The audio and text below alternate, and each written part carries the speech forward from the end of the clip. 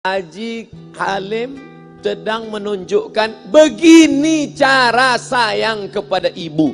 Wahai kalian yang tak menghormati ibu, yang menyepelekan ibu, yang merendahkan ibu. Malam ini lihat, beliau tidak ada ceramah, tidak ada tausiah, tapi langsung dibuat begini cara menghormati ibu.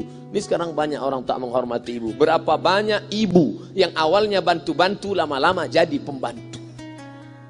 Dulu dia tidak tarawih, kenapa? Karena kita menangis merengek di rumah. Sekarang di hari tuanya dia tidak tarawih juga. Kenapa? Dia menjaga cucunya. Berapa banyak itu terjadi. Jangan sampai. Dia tidak pernah menolak cucunya, dia sayang. Tapi kita yang berpikir, berapa kali dia tidak jadi sholat duha karena kita kencing di kaitnya. Berapa kali dia tidak tarawih karena kita menangis merengek sampai subuh datang. Berapa kali dia tidak iktikaf karena kita. Andai dia masih hidup hari ini, datang. Belikan pakaian yang paling dia suka, belikan perhiasan kalau ada. Andai tidak cium tangannya, tapi yang sudah meninggal dunia, jangan lupa kau doakan Rabbil firli wali walidayya warhamhuma kama rabbayani shaghira. Berdoa pun kau tak mau, apalagi yang akan kau bawa menghadap Allah SWT. Meregang nyawa dia melahirkan engkau, 9 bulan 10 hari kau menumpang di perutnya, 2 tahun kau menyusu, melahirkan, menetes darahnya dalam badanmu. Andai kau gendong dia dari Palembang, jangan sebut Palembang lah Pak Ustaz, dari Pekanbaru Riau, kau gendong dia sampai ke Makkah, kembali lagi, belum tentu dapat menebus satu teriakannya saat melahirkanmu. Lalu apa yang bisa kau lakukan? Datang seorang ibu pergi ke tempat servis HP. Nak, tolong anak lihatkan HP saya rusak kayaknya. Dia periksa, ini enggak rusak bu. Terus memang anak ibu enggak nelpon. Kenapa kau tidak telepon? Datang dia ke rumah anaknya. Nah, ibu enggak ada uang mau buka puasa, bisa minjam 100.000. Apa kata si anak? Sebentar ya ma, aku tanya istriku dulu. Ini Ustaz dapat dari mana? Ada yang kirim WA grup. Jadikan ibumu seperti raja, maka rezekimu akan diberikan Allah seperti rezeki raja-raja. Bukan hadis, dapat dari grup WA. Ini ibu minta terus sholat tarawih, tapi sang anak sudah tidak bisa. Aku mau hentikan saja sholat tarawih ini, karena mau buat tenda ini tidak bisa. Tiangnya bambu, sudah bocor. Kita stop saja sholat tarawih bersama ini. Apa kata si ibu? Buatlah sholat tarawih terus, nanti Allah akan berikan engkau gedung yang besar. Dengan gedung besar itu kau akan tetap sholat tarawih. Mana gedung besar itu? Inilah dia gedung besar. Langsung dikabulkan Allah Subhanahu wa taala. Karena setelah Allah langsung orang tua. Wa qadara rabbuka alla ta'budu illa iyyah. Allah sudah wajibkan engkau menyembah Allah. Setelah Allah, wa bil walidaini ihsana. Kedua orang tua. Jangan kau lawan ibumu. Kayak anak-anakku, jangan kau lawan ibumu. Karena kau lawan ibumu, kau tak pernah mencium kebahagiaan. Walaupun hartamu banyak, kau akan berenang dalam air mata penderitaan sampai kematian datang. Ada pezina hidup di dunia senang, ada pecandu narkoba hidup di dunia senang, tapi orang yang durhaka tetap dapat dosanya dibalas Allah di akhirat. Di dunia coba dapat.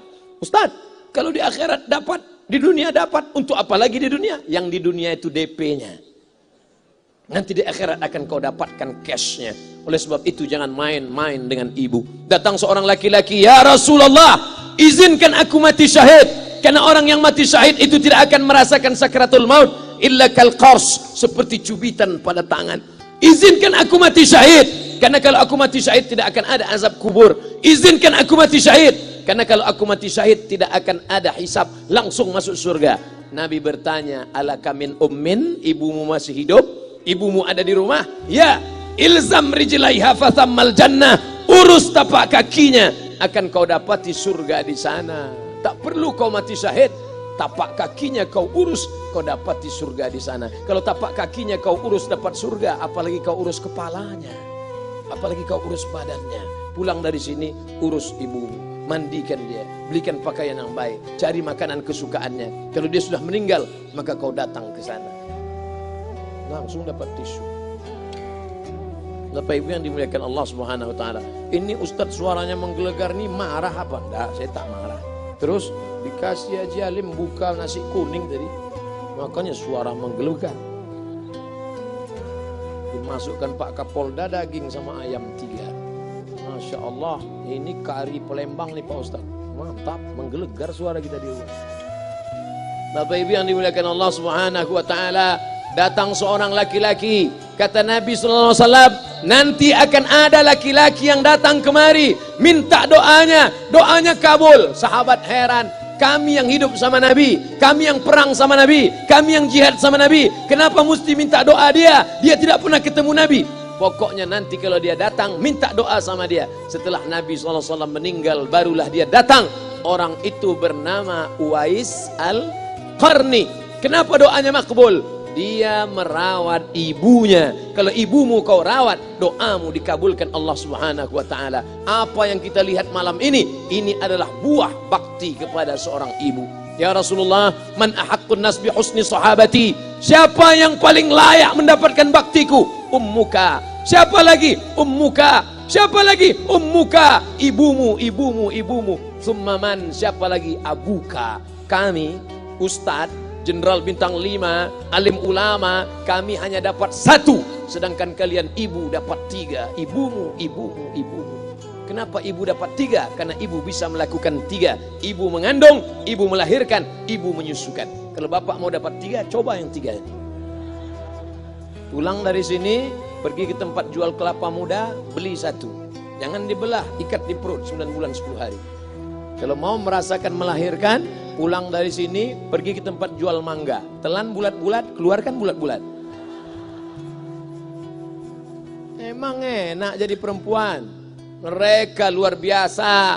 Tanya ibumu, berapa kali dia meninggalkan puasa Ramadan? Saat mengandung engkau, 30 hari dia tak puasa. Saat menyusukan tahun pertama, 30 hari dia tak puasa. Saat menyusukan tahun kedua, 30 hari dia tak puasa. Saat dia mau ganti qadha tahun berikutnya, adik mau menyusul. Hari ini dia belum mengqadha puasanya, dia terhutang di hadapan Allah. Lalu apa yang bisa kau lakukan? Malam ini betul-betul disadarkan. Alhamdulillah, ibu saya masih hidup, umurnya 70 tahun. Saya akan pulang dari kajian malam ini. Nampaknya malam ini saya yang ceramah, saya yang tausiah. Tapi saya mengambil pelajaran. Pulang dari sini, saya akan lebih sayang pada emak saya. Saya lebih cinta kepada ibu saya. Saya malu, saya hanya pandai berceramah, berkata, tapi orang sudah mengamalkannya langsung. Haji Halim membelikan gelang ibunya 2 kali sampai 4 kali setahun. Gelang cincin. Sudah dibelikan 2 bulan, hilang. Kemana? Ada orang susah tadi aku kasih. Ternyata itu yang membuat rezeki melimpah ruah. Maka rezeki buah yang sudah matang harus kita joloknya dengan apa? Dengan berbakti kepada ibu. Bapak Ibu yang dimuliakan Allah, saudara-saudaraku yang dimuliakan Allah Subhanahu wa taala. Ibu ini luar biasa. Sampai-sampai ibu, Ustaz jangan nunjuk pakai tangan kiri lah. Oke, pakai kanan. Ibu, andai ngomong ibu salah, tetap dikabulkan Allah Subhanahu wa taala. Ada seorang ibu memanggil anaknya, "Ya Juraij, wahai Juraij." Anaknya sedang beribadah. Ibadah pada Allah atau nyambut ucapan ibu? Allah lebih mulia, dia diam. Ya Juraij, dia tetap diam. Ya Juraij, dia tetap diam. Dia tidak jawab seruan ibunya. Sampai akhirnya ibunya berkata, apa kata ibunya? Allahumma la tumitshu hatta turihi wujuhal mumisat. Jangan matikan Juraij sebelum matanya melihat wanita, maaf, tunasusila. Jangan matikan Juraij sebelum matanya melihat wanita tunasusila, WTS PSK, orang nakal, orang jahat. Tidak mungkin ahli ibadah matanya melihat orang jahat. Tapi takdir berkata lain. Tak lama setelah ucapan sang ibu, ada seorang WTS PSK hamil. Tidak diketahui suaminya, ditangkap, ditanya, siapa yang menghamilimu? Apa kata si perempuan? Yang menghamiliku adalah Juraij. Sampai Juraij ketika difitnah, perempuan wanita susila itu ditanya, siapa yang menghamilimu? Ternyata dia berkata, Juraij. Akhirnya mereka menangkap Juraij. Juraij, ternyata engkau selama ini pura-pura saja menjadi pelaku ibadah. Engkau ternyata sudah menghamili perempuan ini. Mereka menghancurkan tempat ibadah Juraij. Tapi kemudian Juraij sabar. Dia katakan, nanti tunggu anak itu lahir, kalian baru tahu. Setelah tak lama anak itu pun lahir. Dan mereka bertanya, Mereka bertanya kepada anak kecil yang belum bisa bicara, "Ya gulam, wahai anak kecil, man abuka? Who is your father?" Siapa bapakmu? Hai anak kecil, siapa bapakmu? Juraij menusuk pusar anak itu dengan telunjuknya. Dia mau tunjukkan kepada orang ramai bahwa dia tidak salah, dia tidak pezina, dia tidak melakukan perbuatan dosa. Ya gulam, hai anak kecil, man abuka? Siapa bapakmu? Apa kata anak kecil itu? Ko-boy. Ko sapi, boy penjaga sapi, pengembala sapi. Bapakku pengembala sapi. Barulah orang Yahudi tahu ternyata ra'il ghanam, yang menghamili PSK perempuan jahat tadi adalah penggembala sapi. Lalu kenapa fitnah itu terjadi? Allah mengabulkan doa si ibu sebelum Juraij mati. Matanya pernah melihat wanita tuna susila. Oleh sebab itu ibu jangan sampai kalau marah sama anak memanggil anak dengan kata-kata yang tak baik. Setan, hantu. Kalaupun marah panggil dia, calon wali kota. Sini sebentar. Kalau marah betul, calon gubernur. Sini sebentar. Doa ibu dikabulkan Allah Subhanahu wa taala. Saya setahun setiap bulan Februari ceramah di Kuala Lumpur seminggu. Kuala Lumpur, Selangor, Sarawak, Kuching, kemudian Malaka, Ipoh, Negeri Sembilan. Ketika saya tausiah datang ibu-ibu makcik Malaysia. Assalamualaikum. Waalaikumsalam. Ustaz Somad. Ya.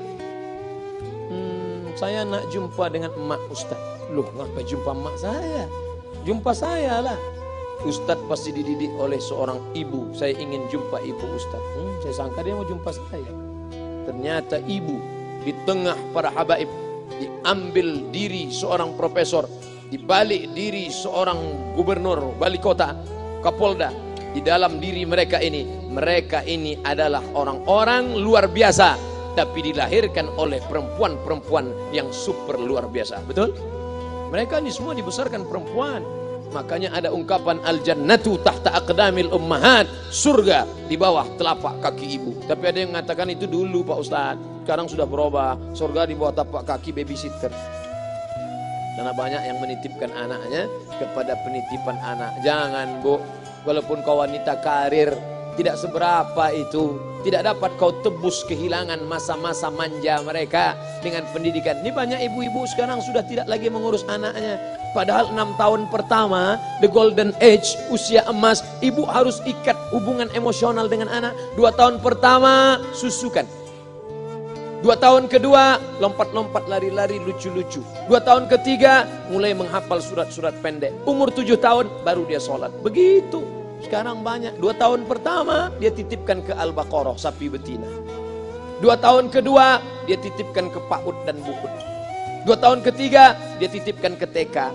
Akhirnya anak putus kontak. Setelah anak remaja, baru ibunya nanya, Ustadz, kenapa anak saya lebih mau curhat sama pacarnya daripada sama saya?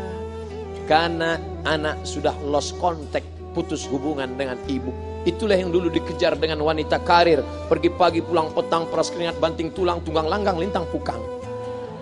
Tak dapat kau tebus dengan apapun. Oleh sebab itu, kalau kau sayang kepada mereka, besarkan mereka. Nanti setelah dia SMP, kau tetap bisa berkarir, tetap bisa apapun. Tapi usia emas ini tetap jaga mereka. Di balik anak-anak yang luar biasa, ada ibu yang luar biasa. Di mana letak ibu luar biasa itu? Inilah dia, ibu